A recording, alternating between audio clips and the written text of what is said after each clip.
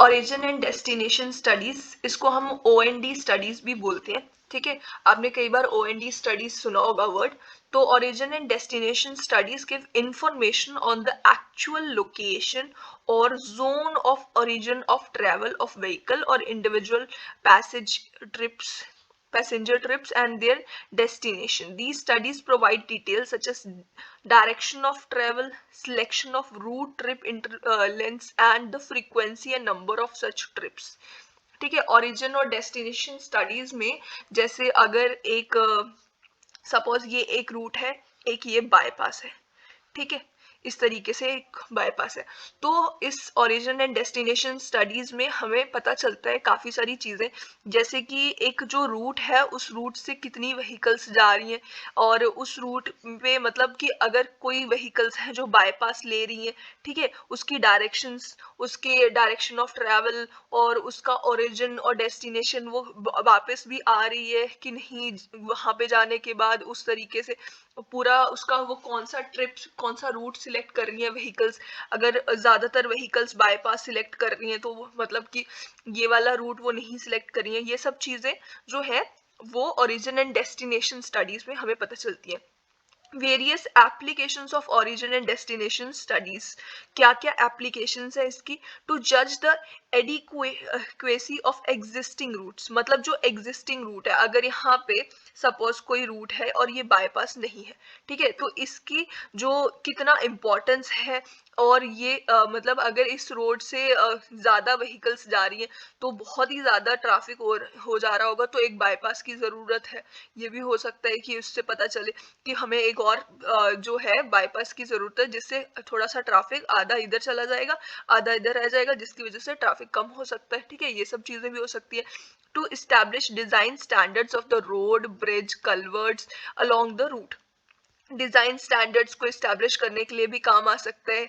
यही कि ट्रैफिक वगैरह जो होंगे वहां पे, अगर यहाँ पे बीच में इसी के साइड में यहाँ पे रिवर होगा, अगर अगर बाई चांस यहाँ पे कोई कैनाल चल रही है रोड के साइड पे, तो कल्वर्ट्स वगैरह बनाने की जरूरत है, ब्रिजेस वगैरह बनाने की जरूरत है कि नहीं, वो सब हमें इससे पता चलेगा। टू लोकेट एक्सप्रेस वेज और major routes along the desire lines, desire lines के अलोंग जो एक्सप्रेस वेज वगैरह बनाने की जरूरत है कि नहीं, वो सब लोकेट करने के काम आएगा। To establish the desire lines के बारे में मैं बता दूं कि ओरिजिन एंड डेस्टिनेशन स्टडीज में हम डिजायर लाइंस पढ़ते हैं।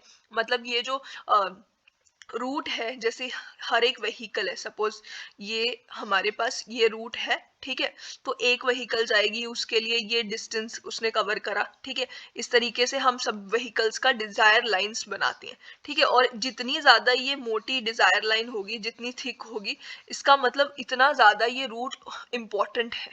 ठीक है, डिजायर लाइन की जो थिकनेस होगी वो नंबर ऑफ ट्रिप्स के डायरेक्टली प्रोपोर्शनल होती है। ठीक है, थिकनेस बताती है नंबर ऑफ ट्रिप्स। ठीक है, और फिर उसके बाद to establish the preferential routes to various categories of the vehicles including bypass, bypass की प्रेफरेंस और उस रूट की प्रेफरेंस, जैसा कि मैंने आपको पहले ही बता दी।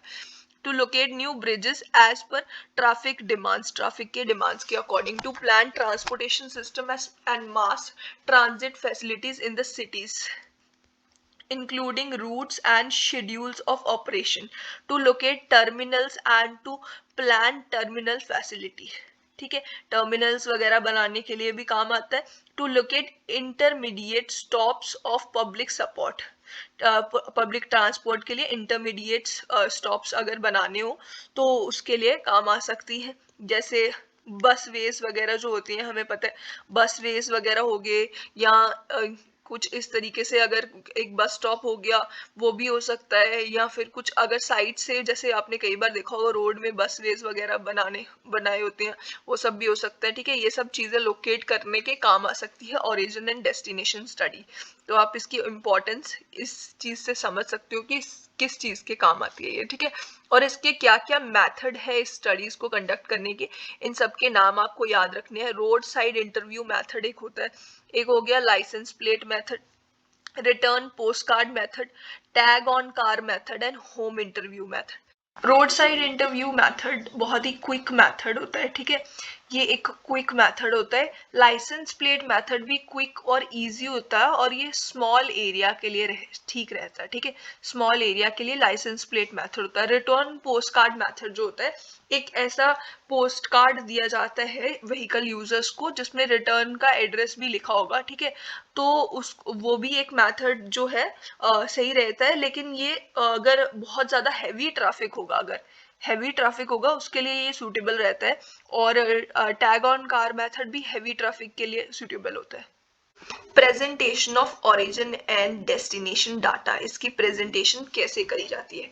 Origin and destination tables, OND tables are prepared showing number of trips between the different zones, ठीक है। OND tables बनाए जाते हैं जो कि number of trips दिखाती हैं, जिसमें लिखा होता है इतनी number of trips वगैरह, ठीक है। वो उस तरीके से एक टेबल बना सकते हैं। दूसरा डिजायर लाइंस की हमने पहले भी बात करी, are plotted which is graphical representation prepared in almost OND all type of OND service। इसमें क्या होता है, जो ग्राफिकल रिप्रेजेंटेशन होती है, डिजायर लाइंस जो होती हैं स्ट्रेट लाइंस बनाई जाएंगी, कनेक्ट करी जाएंगी ओरिजिन पॉइंट से डेस्टिनेशन के साथ। देखो ये अगर एक व्हीकल है जो इस तरीके से इस जगह दूसरी जगह, ये डेस्टिनेशन है, ये ओरिजिन है, यहाँ से यहाँ गई है, तो इसके बीच में एकदम स्ट्रेट लाइन ड्रॉ करेगी।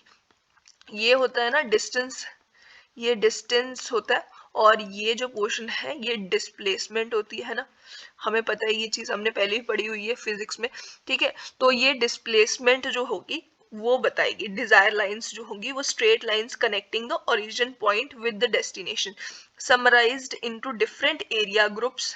The width of such desire line, width जो होगी इसकी सबसे इंपॉर्टेंट बात जो हमें हमेशा याद रखनी है कि इसकी जो विड्थ होगी डिजायर लाइन की proportional to the number of trips होती है, ठीक है। डिजायर लाइंस के लिए विड्थ जो होगी, विड्थ प्रोपोर्शनल होगी नंबर ऑफ ट्रिप्स के, ये आपको बात भूलनी नहीं है, ठीक है। फिर उसके बाद आते हैं पाई चार्ट्स। सर्कल्स इसमें ड्रॉ करे जाती हैं, the diameter being proportional to the number of trip, इसका डाया जो होगा, अब पाई चार्ट्स में डाया जो होगा नंबर ऑफ ट्रिप्स के प्रोपोर्शनल होगा, जितनी ज्यादा ट्रिप इतना बड़ा डाया, ठीक है। Contour lines may be plotted similar to topographic contours. Shape of contour would indicate the general traffic need of the area. Shape बताता है general traffic need contour lines में। आता है एक्सीडेंटल स्टडीज एंड एनालिसिस, ठीक है। Accident studies के बारे में अब हम जान लेंगे, ठीक है। ट्रैफिक एक्सीडेंट्स में इन्वॉल्व प्रॉपर्टी डैमेज हो सकता है, पर्सनल इंजरीज हो सकती हैं और इवन डेथ भी हो सकती है एक्सीडेंट्स में, ठीक है। One of the main objective of traffic engineering is to provide safe traffic movement. ये ट्रैफिक इंजीनियरिंग का सबसे इंपॉर्टेंट ऑब्जेक्टिव होता है कि सेफ ट्रैफिक मूवमेंट हो सके, इसीलिए हम ट्रैफिक इंजीनियरिंग पढ़ते हैं, ठीक है। और इसी में आती है एक्सीडेंटल स्टडीज जो कि हमें जानना बहुत जरूरी है। The various objective of accidental studies का क्या ऑब्जेक्टिव है, ठीक है। ट्रैफिक इंजीनियरिंग में सेफ ट्रैफिक मूवमेंट ये इसका ऑब्जेक्टिव होगा। और ट्रैफिक एक्सीडेंटल स्टडीज का है to study the cause of accidents, accident का कॉज क्या है, and to suggest corrective treatment to potential locations. मतलब कि अगर एक एक्सीडेंट होता है उसका कॉज जानने के बाद किस तरीके से, मतलब किस तरीके से हम ऐसे करेक्टिव मेजर्स लें कि वो जो कॉज है उस कॉज को उस एरिया में एक्सीडेंट्स उस तरीके से कम हो सके, ठीक है। और फिर उसके बाद to evaluate existing design regulations and control measures, ठीक है। जो एग्जिस्टिंग डिजाइंस वगैरह है या क्या क्या उसमें कंट्रोल मेजर्स लेने की जरूरत है जिससे एक्सीडेंट्स को कम करा जा सके, ठीक है। To support proposed changes in design, regulation, control measures in the selected zone, ठीक है।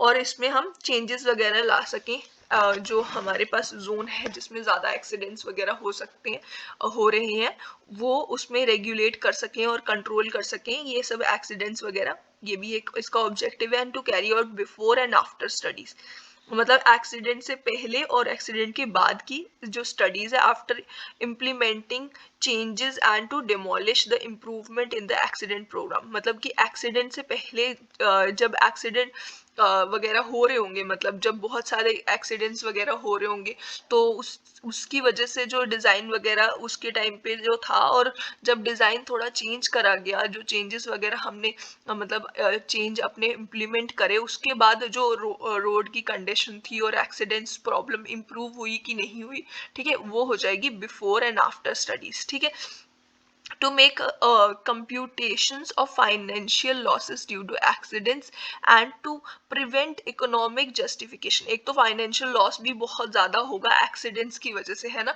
कॉमन सी बात है कि प्रॉपर्टी डैमेज भी कई बार हो जाता है, कई बार लोगों को इंजरीज वगैरह आएंगी, तो फिर हॉस्पिटल्स वगैरह जाओगे, कितना कुछ हो सकता है, लाइफ डेथ वगैरह भी हो सकती है, मतलब कि ह्यूमन लॉस वगैरह भी होगा। ठीक है, तो ये सारे के सारे लॉसेस जो है, फाइनेंशियल लॉस भी होगा इससे। To prevent economic justification for the improvement measures suggested by the traffic engineer. Accident records को कैसे मेंटेन करा जाता है?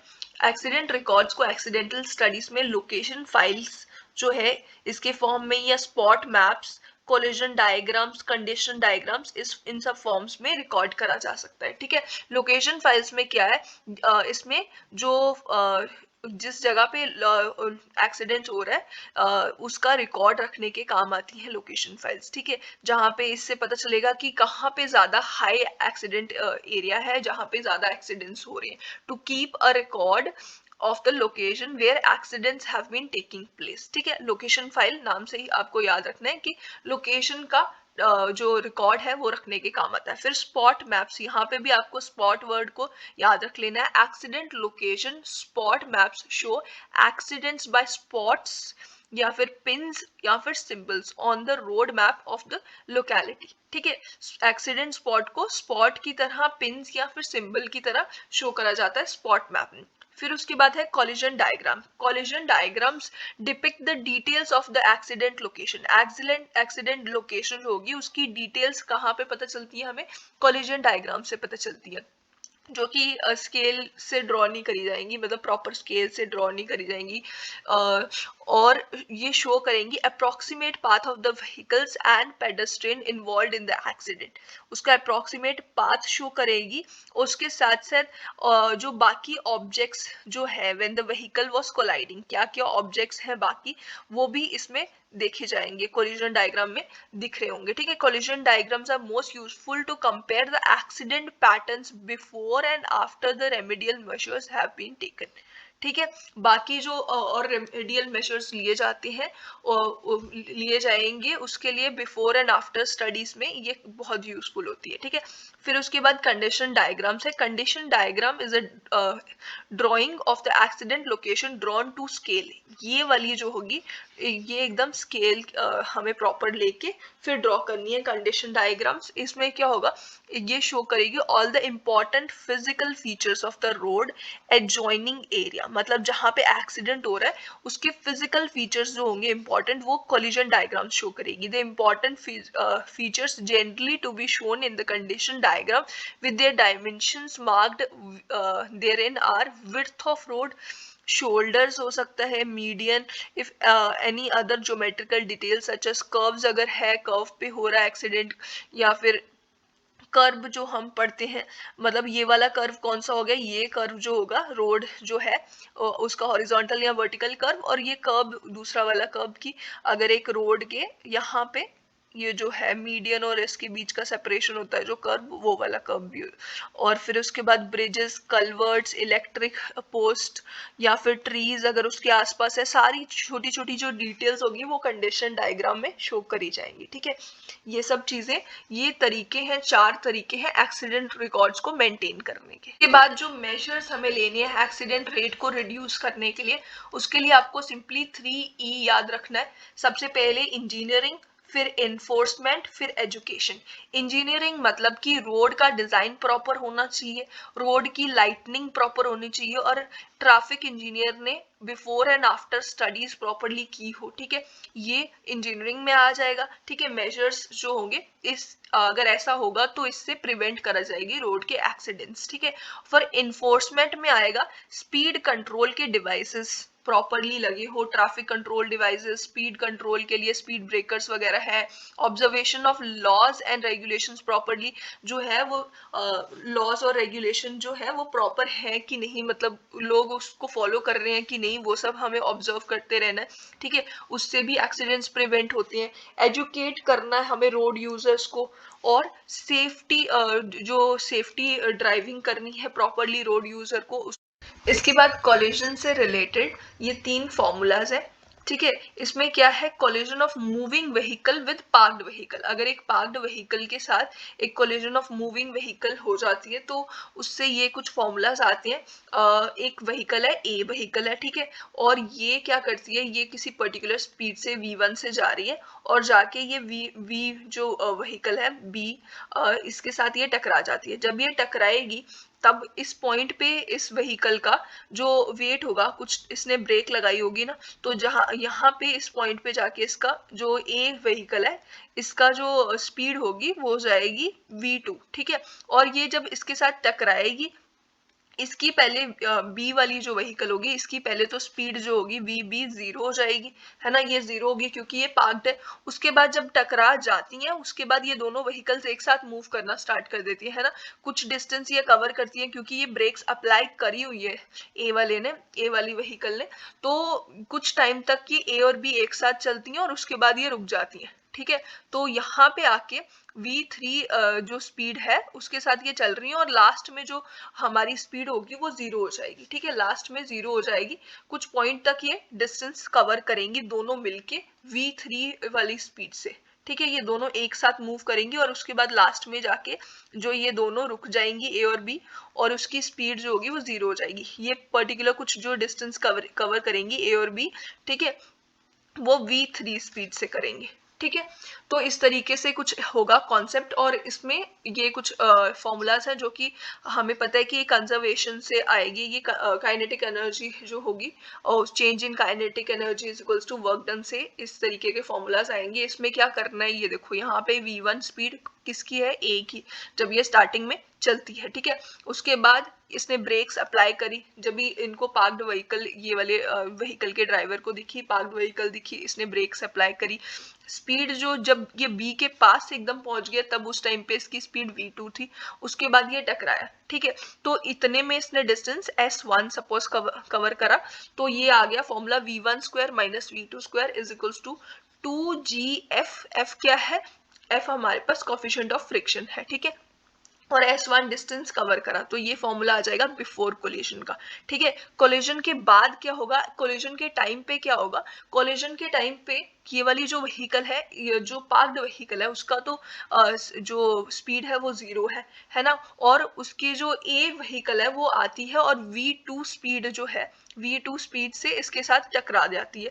तो v2 की वैल्यू हम कैसे निकालेंगे, और उसके बाद ये दोनों व्हीकल्स एक साथ जो है v3 स्पीड से चलेंगी ना, तो ये आ जाएगी 1 प्लस m2, जो इसका वेट है, b वाले का वेट m2 है और a वाले का वेट m1 मास m1 है, ये मास है, वेट भी हम लिख सकते हैं यहाँ पे m2 अपॉन n1, दोनों जो है इनकी डायमेंशंस तो कैंसिल ही हो जाएंगे, तो मतलब कि ये अगर हम g से दोनों को ऊपर नीचे मल्टीप्लाई कर दें तो इसको हम वेट भी लिख सकते हैं, ठीक है।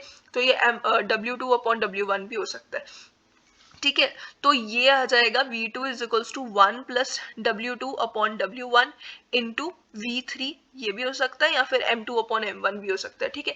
ये v2 का फॉर्मूला हो जाएगा, और कोलिजन के बाद ये दोनों व्हीकल्स जो है वो v3 स्पीड से चल रही होंगी, तो v3 की वैल्यू आ जाएगी कोलिजन के बाद जितना डिस्टेंस इन्होंने कवर करा। पहले तो कोलिजन हुई उस टाइम पे s1 डिस्टेंस कवर करा, फिर थोड़े टाइम बाद ये जब कोलाइड कर रही है उस टाइम पे तो कुछ खास डिस्टेंस नहीं कवर करेंगी ना, जब कोलाइड कर गई उस टाइम पे क्या डिस्टेंस कवर करा, फिर कोलाइड करने के बाद ये दोनों एक साथ चलेंगी और वो कौन सा डिस्टेंस कवर करेंगी, s2 डिस्टेंस कवर करेंगी, ठीक है। v3 is equals to root over 2 fg और s2, f क्या है यहाँ पे कोफिशिएंट ऑफ फ्रिक्शन और g acceleration due to gravity, ठीक है। तो ये फॉर्मूलाज का यूज करके हम एक न्यूमेरिकल कर लेते हैं ताकि हमें चीजें जो है याद रह जाए। अब देखो इसमें क्वेश्चन क्या है, a vehicle of weight 2 tons skid through a distance equal to 40 metre before colliding with another parked vehicle, skid कर रही है, इसका मतलब ये है कि इसने ब्रेक्स अप्लाई कर दी, पार्क्ड व्हीकल को देखा और अप्लाई करी ब्रेक्स, और उसके बाद वो कोलाइड भी कर गई, स्पीड कम होने के बाद धीरे धीरे कम होती है और फिर वो कोलाइड भी करती है एक पार्क्ड व्हीकल के साथ। और इसका वेट जो है इस वाली व्हीकल का, ए वाली का है WA या फिर W1 हम इसको बोल देते हैं, 2 टन इसका वेट है, ठीक है। और इतने में इसने डिस्टेंस 40 मीटर कवर कर लिया, मतलब ये S1 है हमारे पास, ठीक है, before colliding. After parked vehicle के साथ ये अनदर पार्क्ड व्हीकल के साथ ये टकराती है जिसका वेट W2 दे रखा है 1 ton. After colliding both the vehicle skid through a distance of, अब ये दोनों जो है वो एक डिस्टेंस कवर कर लेती हैं, 12 मीटर का डिस्टेंस कवर कर लेती है, मतलब ये S2 दे रखा है हमें बिफोर स्टॉपिंग। फिर उसके बाद जाके ये रुक जाती है। फिर कंप्यूट द इनिशियल स्पीड, मतलब इनिशियल स्पीड कौन सी हो जाएगी, V1, जिससे ये पहले चल रही थी व्हीकल, ठीक है, of the moving vehicle. Assume average coefficient of friction, coefficient of friction FB दे रखा है हमें 0.5। अब इसमें V1 निकालना है हमें। अगर हम देखें यहाँ पे V1 इस फॉर्मूले से निकलेगा, बट V1 के लिए हमें V2 भी चाहिए। V2 हमें क्वेश्चन में कहीं पे भी नहीं दिया हुआ। V2 निकालने के लिए हमें ये फॉर्मूला यूज करना पड़ेगा V2 के लिए, is equals to V2। But यहाँ पे भी अगर हम देखें तो V3 भी दिया हुआ है, इस फॉर्मूला में यूज करा हुआ है, तो मतलब हमें सबसे पहले तो V3 ही निकालना पड़ेगा, फिर जाके हम V2 निकाल पाएंगे, फिर जाके हम V1 निकाल पाएंगे, ठीक है। तो V3 का फॉर्मूला हमारे पास आ जाएगा √2GFS2, ठीक है। ये आ जाएगा √2 times 9.81 into F coefficient of friction 0.5 multiply by S2 जो कि 12 मीटर हमें दिया हुआ है, ठीक है। इसकी वैल्यू आ जाएगी √117.6, ठीक है, जो हो जाएगा 10.84 मीटर पर सेकेंड। हम चाहें तो इसको रूट में भी रख सकते हैं, ठीक है। फिर उसके बाद V2 आ जाएगा हमारे पास, V2 is equals to 1 plus W2 upon W1 into V3, ठीक है, ये इसका फॉर्मूला हो जाएगा। और इसकी वैल्यू आ जाएगी 1 प्लस W2 है 1 टन और W1 है 2 टन। ये इसका असली जो बॉडी आ रही थी उसका 2 टन था वेट, और W1 वो था, और दूसरे वाली का था 1 टन, ठीक है। ये W2 था, ठीक है, यहाँ पे आ जाएगा। और ये मल्टीप्लाई बाय V3 यानी कि 10.84, ठीक है। इसको हम रूट में रखेंगे क्योंकि लास्ट में हमें स्क्वायर में ही डालना है, तो हम वो भी इजीली कर सकते हैं, स्क्वायर को रूट कैंसिल हो जाएगा, ठीक है। तो ये आ जाएगा 1.5 मल्टीप्लाई बाय, यही रूट वाला पोर्शन में यहाँ लिख देती हूँ 117.6, ठीक है। अब जो हमारे पास फॉर्मूला है V1 square minus V2 square is equals to 2FG या फिर GFS1, ठीक है। इसमें हम पुट करेंगे तो V1 square minus V2 square हो जाएगा 1.5 का स्क्वायर, यानी कि 9/4, 3/2 और 9/4 ये हो गया। और फिर ये आ जाएगा 117.6, इसीलिए मैं बोल रही थी इसको रूट में ही रखना बेटर रहेगा, ठीक है। इज इक्वल्स टू 2 इंटू 7, ये जो F है इसकी कोफिशिएंट ऑफ फ्रिक्शन की वैल्यू हो जाएगी 0.5 मल्टीप्लाई बाय 9.81 इंटू S1। यहाँ पे हमें S1 यूज करना है। S1 जो डिस्टेंस था वो 40 मीटर था, ठीक है, यहाँ पे आ जाएगा 40, ठीक है। और इसी से हम जब कैलकुलेट करेंगे तो V1 की वैल्यू हमें मिलेगी 25.6 मीटर पर सेकेंड। हम चाहें तो इसको हम kmph में भी लिख सकते हैं, किलोमीटर पर आवर में, और ये हो जाएगा 92.2 किलोमीटर पर आवर।